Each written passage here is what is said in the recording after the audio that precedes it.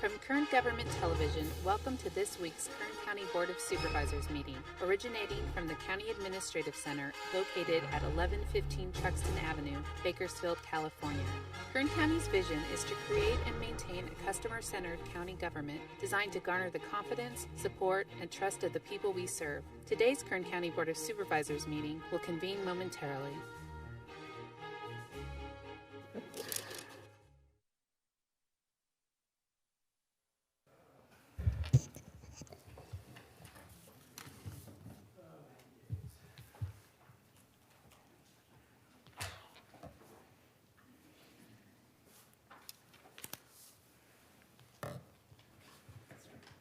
Yes? Okay.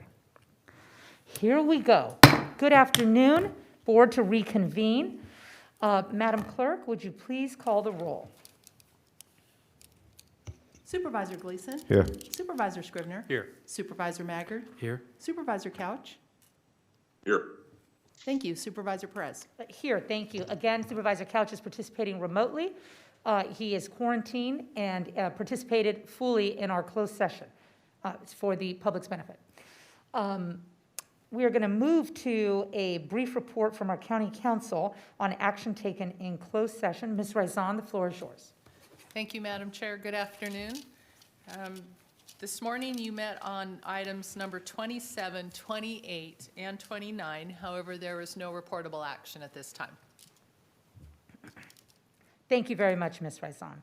As mentioned during our 9 o'clock board session, the County of Kern has provided notice that as a result of the declared federal, state, and local emergencies due to the COVID-19 pandemic, and in light of the governor's order, this Board of Supervisors meeting is not physically open to the public. Testimony and general public comment can be given through email or telephone to the clerk prior to today's meeting. We will begin by considering the consent agenda. All items listed with the capital C, capital A are considered to be routine and non-controversial by county staff. Consent items will be considered first and may be approved by one motion if no member of the board or public wishes to comment or ask questions. If a member of the audience wishes to comment or ask questions regarding an item or items on consent, they may do so prior to a vote being taken on consent. A member of the board may remove any item from consent agenda, and it will be considered in its listed sequence, with an opportunity for any member of the public to address the board concerning the item before action is taken. A member of the public may also comment on any closed session item, of course. So on to the listing of our consent agenda items. They begin on page 2, items 3 and 4, page 3, items 5 through 9, page 4, items 10 through 17, on page 5, items 18, 19, 21 through 24. So that's items 18 and 19, and then also items 21 through 24. Item 20 has been pulled from consent, and we will hear that this afternoon. Okay, that completes our consent items. Oh no, on page 6, items 25 through 30. So are there any public comments regarding this matter? Kathy Cross. No, I do not have any public comments. I just want to remind those that are waiting in line, teleconferencing, to address the board on item number 20.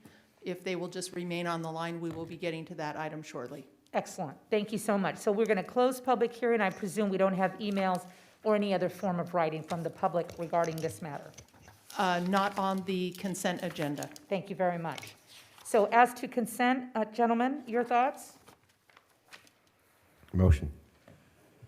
Thank you, Mick. We have a motion on consent, Second. and we have a second, Supervisor Maggard. Can you please do a voice call, do what you do, Kathy. We'll do a roll call vote. Supervisor Gleason? Yes. Supervisor Scrivener? Aye. Supervisor Maggard? Aye. Supervisor Couch? Yes. Supervisor Perez? Yes, thank you so much. Motion carries. Motion carries. We're going to move along to board member announcements or reports.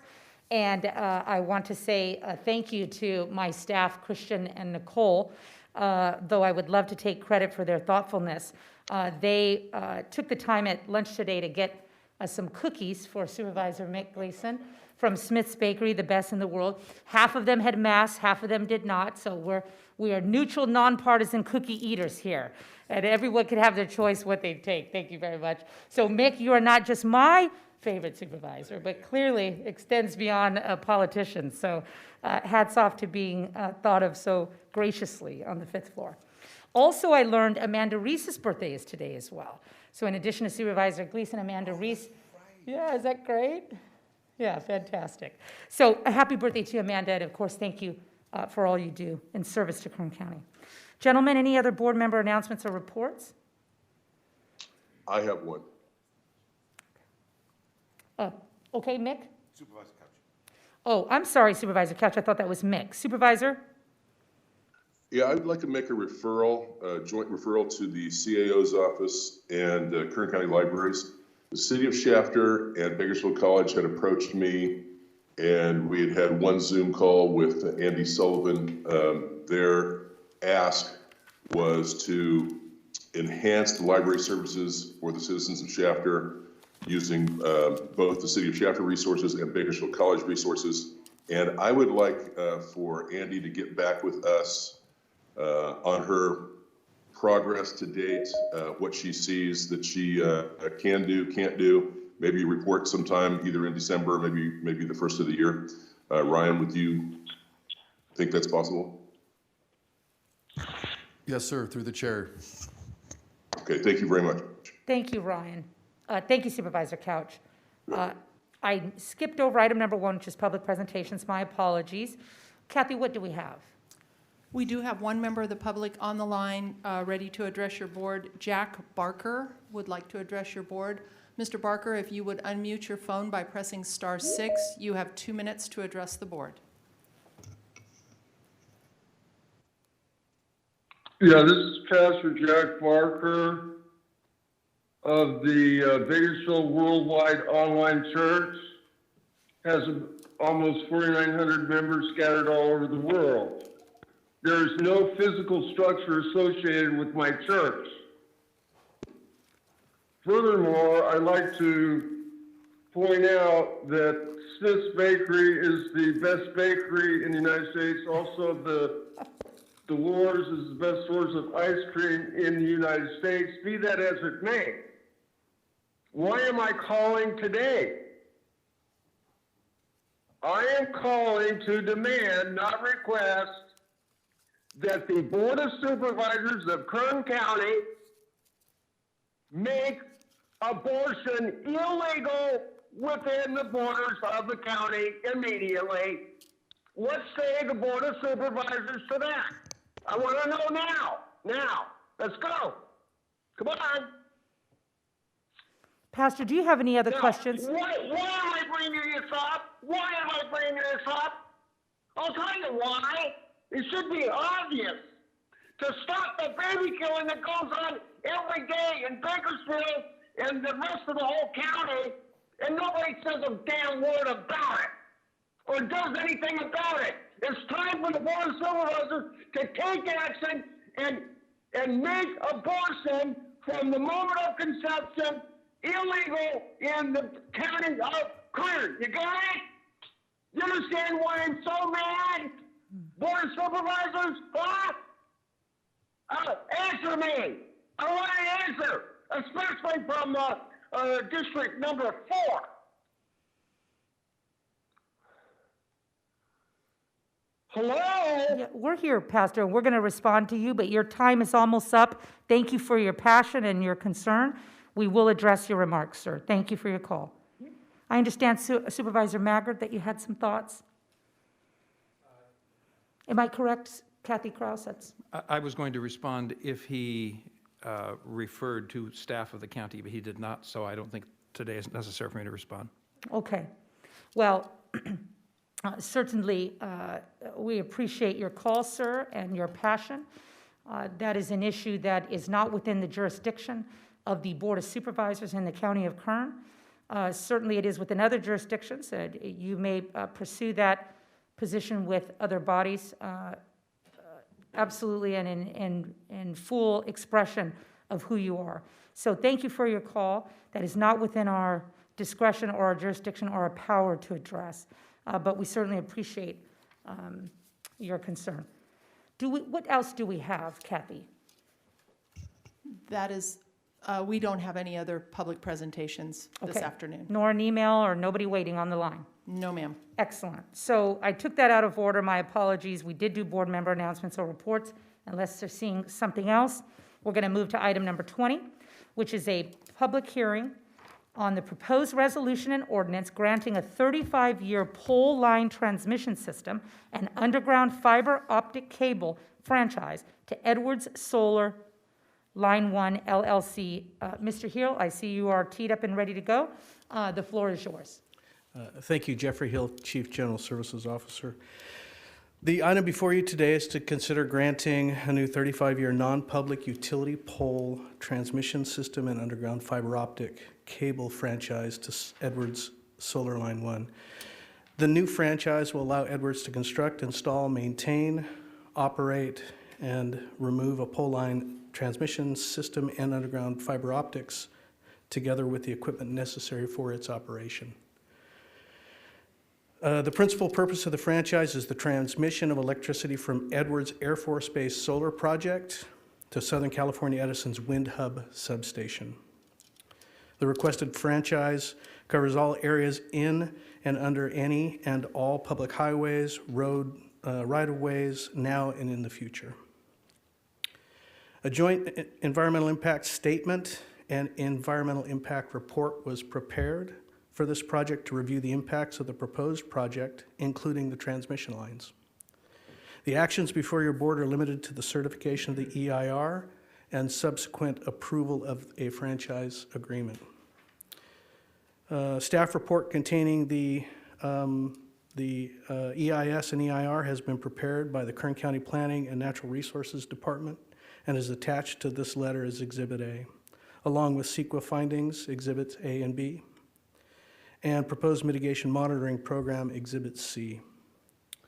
Since the staff report was prepared, we have received comments from Mr. Woolsey, who owns property adjacent to the franchise area and the proposed pole line. As his comments specifically relate to the analysis prepared by planning and location of the transmission lines, I'd like to turn this over to planning at this point. Mr. Hill, thank you so much.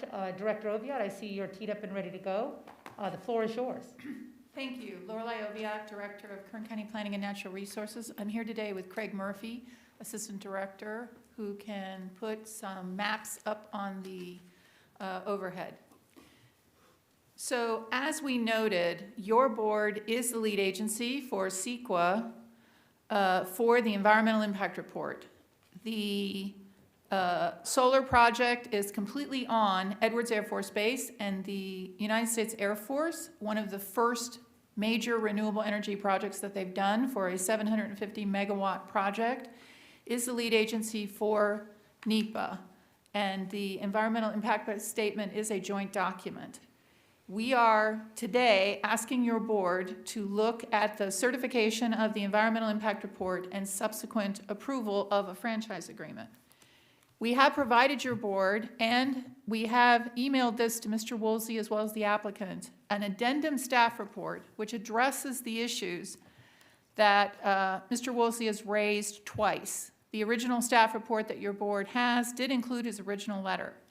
His concerns about our property values, electromagnetic frequencies, EMF impacts, and the use of his eventual development of his industrial property.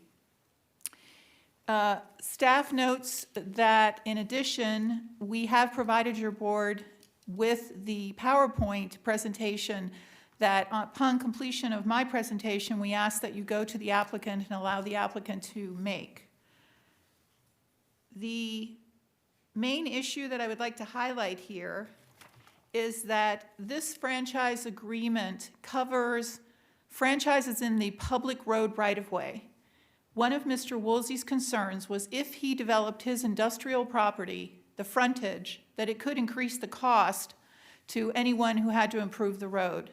There is a portion of the franchise agreement that requires that Terragen, who would be receiving this franchise, if they put in those poles and there were subsequent improvements that had to be made, they would have to pay to do all that.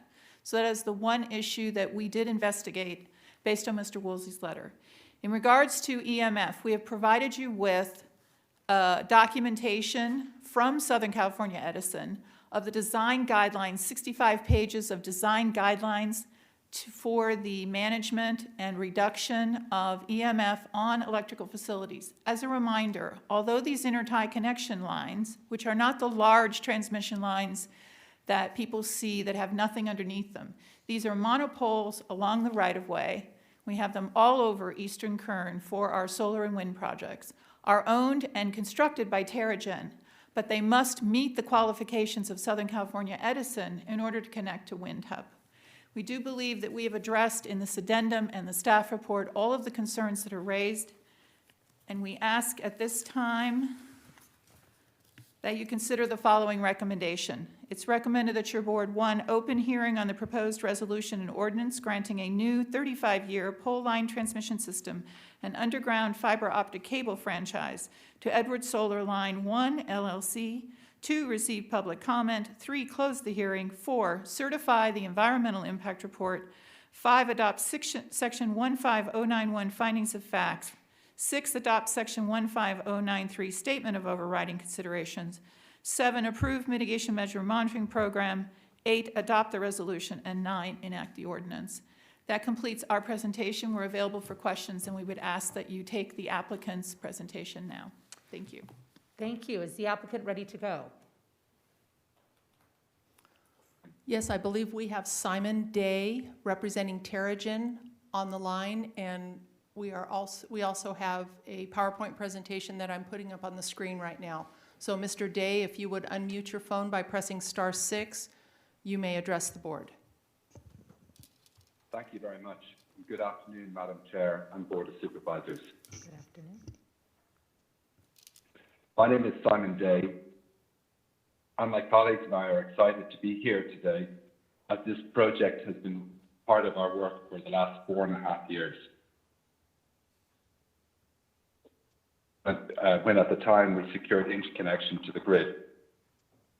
Terragen is a renewable energy developer of wind and solar and energy storage facilities. We have invested heavily in Kern County, and to date have invested over $4 billion in the county, with over 2,000 megawatts of wind built. We are currently repowering 2 wind projects in the county in 2020, which is an additional $200 million investment, as well as a 60 megawatt wind project coming in 2021. We will also be starting construction on the Sanborn solar project in 2021. Recently, we completed a 77 megawatt hour energy storage project near Wind Hub substation. Our long history in the county has enabled us to make a number of contributions to the local community, including local scholarships, working with the Air and Spaceport, and contributing streetlights to the town of Mojave, as well as other initiatives, including sponsoring the new Flight Test Museum at Edwards Air Force Base. Slide 3 shows the project footprint. The project will place solar panels on up to 4,000 acres of Edwards Air Force Base land. It was shaped this way following consultation during the permitting process to avoid Native American and other sensitive features. It has an approximately 14-mile gen tie going back to Wind Hub. At the time, 2 routes were analyzed, option 1 and option 2. Option 2 is the preferred route along the franchise route, given its shorter length by approximately 1.1 miles and use of existing roads with existing vertical infrastructure. It is also further away from Mojave Air and Spaceport. Slide 4 shows a close-up of the 2 routes. A comment letter was received regarding the parcels highlighted in red, with a preference not to use this route. However, this option route is preferable because it is significantly more impacted with existing conditions. The comment letter parcels are all zoned heavy industrial for site development combining. They are opposite existing heavy industrial facilities for coatings and sealants, as well as metals refining, and there are existing SCE distribution electrical poles already running along United Street.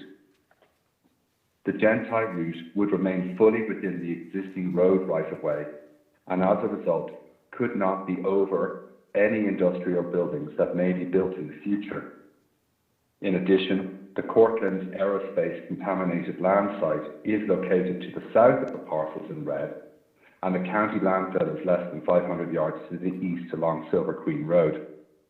As a result, this shorter route would have a lower environmental impact and lower impact to the skyline compared to route option 1. Finally, the comment letter makes reference to electromagnetic field impacts. However, there is no known link between EMF and human health. And further, as noted previously, TerraGen will build any gentile lines to the required specifications to minimize. The final slide, slide 5, summarizes some of the project benefits. The lease revenue supports Edwards Air Force Base and its continuing mission, including flight test operations.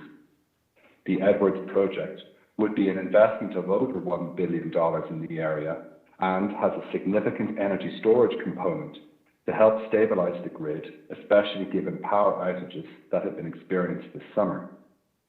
It extends Kern County's ongoing leadership in renewables, both in the state of California and in the country, and it supports local union labor with up to 550 daily workers and 1,250 temporary workers over its 2-year build period.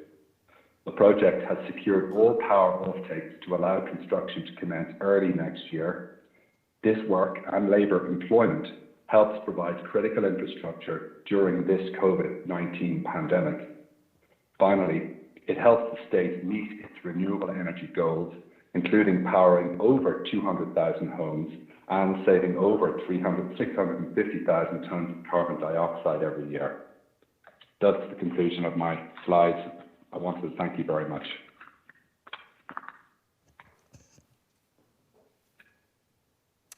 Director Oviatt, do you want to add anything to that presentation? I would like to clarify for the record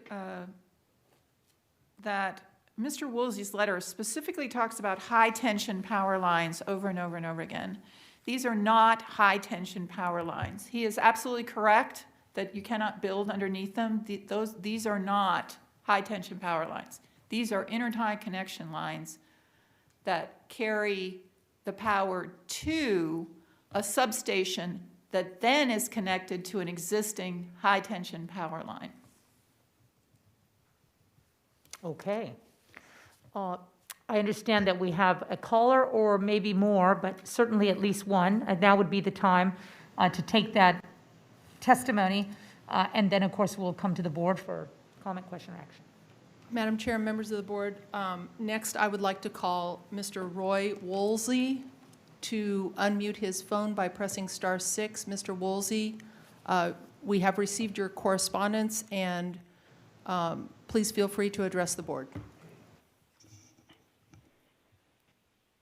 Hello, this is Roy Woolsey speaking. Shall I go ahead? Please do, sir. Good afternoon and welcome.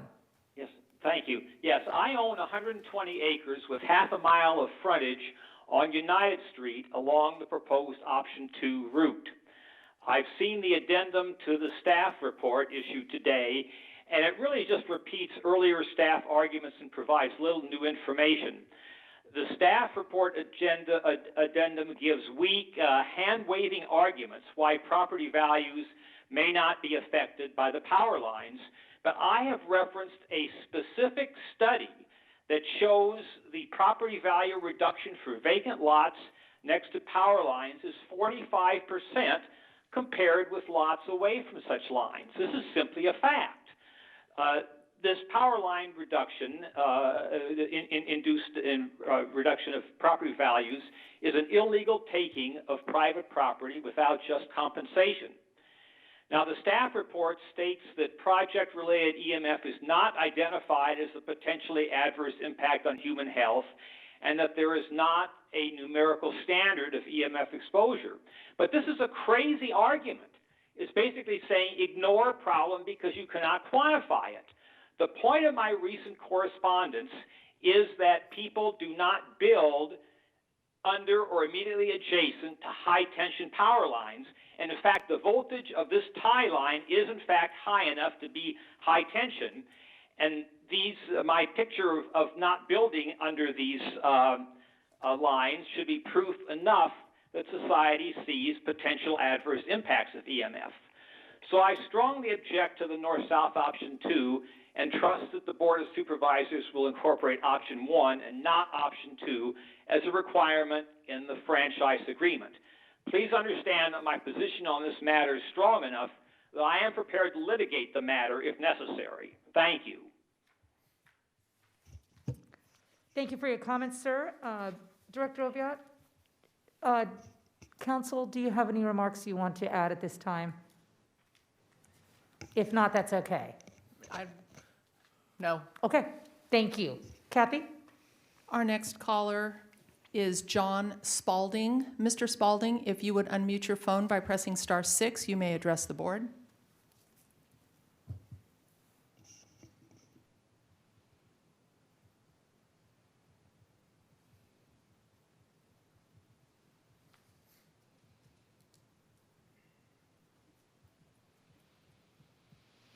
John, are you there? Mr. Spalding, are you there?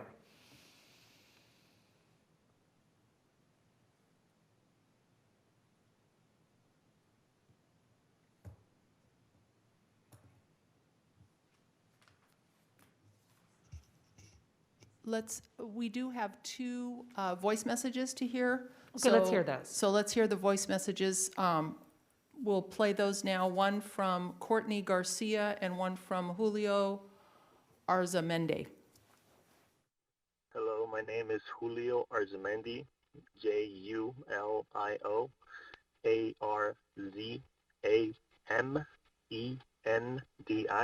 I consent agenda number 20. I live in Lancaster, and I'm a journeyman iron worker with Local 433. Before I got into the trade, I was a waiter for IHOP and Denny's, working double shifts throughout the week. I got called in one morning on my day off to come and help, and that's when I met the 433 apprenticeship coordinators. I asked questions, and they told me what I needed to do. I committed to it, and it is one of the best decisions I've made in my life.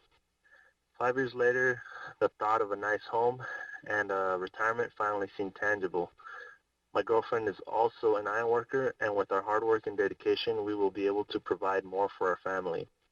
Not only has the iron workers helped us improve our finances, but every day is a reminder that we can achieve more than we think we can. Thanks to the high standards that we are held to be professionals in our trade. Thank you. Hello, my name is Courtney Garcia, COURTNEY. GARCIA. I am an iron worker with 433 iron worker. I support the agenda consent number 20 for Edwards Air Force Base Solar Project. I live in Ridgecrest. I am a single mom. I started out with Youth Build, and this project in Kern County will allow me to go home and be there for my son and not only provide for him financially, but it gives me the opportunity to provide insurance for not only myself, but my entire family. It gives me the chance to be home with him and help him with his homework and see him every day without having to drive too far looking for a job. I support this project because it gives me, the iron workers help me not only to provide a good life for me and my family, but also a role model for my son. Thank you. That completes the voice messages. We'll go back to John Spalding. Mr. Spalding, if you would unmute your... Yes, can you hear me now? We can. Thank you, sir. You're welcome. Madam Chair, members of the board, I'm John Spalding, that's S-P-A-U-L-D-I-N-G, and I represent the Kern and Mono County Building and Construction Trades Council. The Edwards Air Force Base Solar Project is a 750 megawatt project with a large energy storage component. This is a great project on military land that will add to our outstanding portfolio of clean energy projects. Kern County, under your leadership, has led with our outstanding wind and solar projects, and now we are adding and energy storage component. I am asking that you support this project as it will provide jobs and an opportunity to the members of our trades and an economic benefit to Kern County. I'm asking that you support the certification of the EIR and grant a 35-year pole line transmission system and underground fiber optic franchise to the Edwards Solar Line 1 LLC. Thank you. Thank you. Madam Clerk and members of the board, this concludes public comment under this item. Thank you, Madam Chair. Appreciate that very much. So, Director Oviatt, your thoughts? So we could have Ms. Kraus, please. We have a picture we'd like to show to clarify this issue on the high-tension power lines. So what we are proposing today for this franchise is a 230 kV overhead monopole.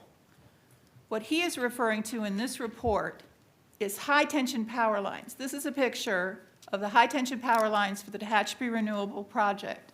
This is not what your board is approving on this franchise.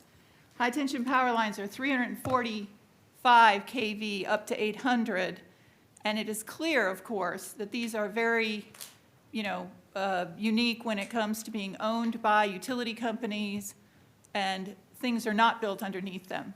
But that report, which we are familiar with, as you know, your board has approved thousands of megawatts of solar and wind and has experience with these types of intertie connection lines.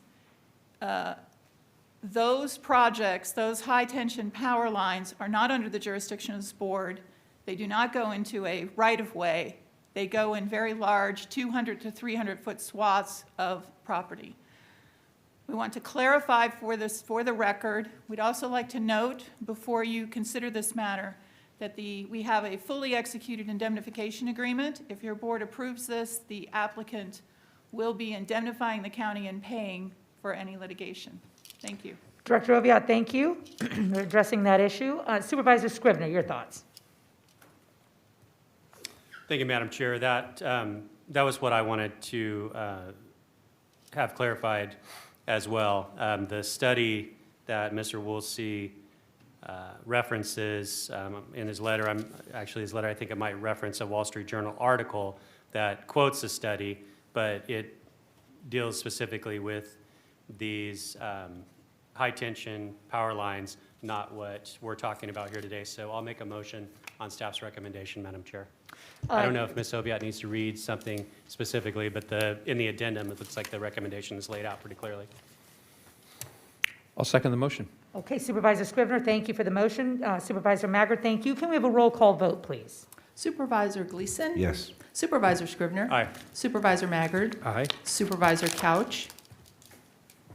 Yes. Supervisor Perez? Yes, thank you.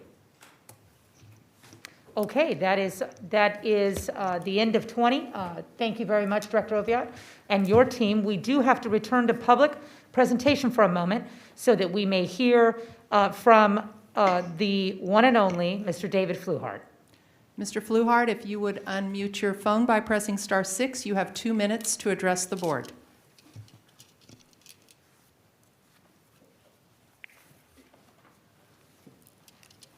Are you there, David? Yeah. It takes a second for the internet phone to, do the sounds and whatnot. But anyways, good afternoon, board. David Fluhart, Havilah, calling from Havilah, 1st District. Anyways, I was going to continue with the karma good, leaves of the tree, save the nations type thing, and spin it to the inequalities of man thing, but then we started talking about cookies and birthdays and whatnot, and it kind of, I have this all on notes here, and it was really clean, and I could have carried it off, but then I got triggered and started doodling everywhere. But anyways, we're talking about birthdays, and I gotta admit, I believe in parallel worlds. Okay, on the one hand, scientists, astrophysics, who knows, they're actually finding evidence about this phenomenon, and more on an odder note, is that I kind of actually live parallel worlds. It's like, you know, things change, so you know you're in a parallel world. And, you know, and I just want to say, one change in the parallel world that's new is that my birthday is on Thanksgiving this year. And before, it wasn't for another 10, 12 years. But now it is this year on Thanksgiving. So first thing is, you know, when you're having Thanksgiving dinner, remember that's my birthday. And trying to find my notes here because it's all kind of scribbled and whatnot. What else do I want to say? But since my birthday has changed, we're in a slightly different parallel world. And that last world, we were definitely screwed. Okay. But this parallel world, I'm optimistic and I know we're gonna, you know, do better and I don't know. So anyways, I guess that's it. I kind of changed what I was going to say at the last minute because I had time to sit here with my notes, and you guys were talking about number 20, which by the way, you know, I'm all for that airport and that space center. I'm all for the future, and you know, so great news on that front. I don't want to get into specifics and whatnot, but hey, you know, we're moving forward, and I guess that's about it. I you know. Really didn't want to get into the inequalities of man thing because, you know, the other speaker of public comments, he kind of went off on you, and I didn't need to follow it up with my downer report or, you know, public comment. So Thank you, Mr. Fluhart. We always Okay. appreciate you. Hey, all right, well, thank you. I just wanted to say, have a good afternoon. Bye. Thank you. Well, speaking of birthdays, Mick, between now and the time we come back December 8th, both myself and Madam Council will have birthdays, mine on December 6th, December 7th, and we are getting younger, which is really the exciting So me, part. you, and Dave. That's correct. All right. And Amanda. Right. No, our Madam Council's birthday is the 7th. Yes, so Margot's is December 7th. Happy birthday to you early, to Mr. Fluhart, and of course, you know, our extended Kern County family. We will be back December 8th. We'll take a motion to adjourn. Please wear your masks, friends. It helps all of us. Motion to adjourn. Thank you, Zach. I had a birthday a few months ago.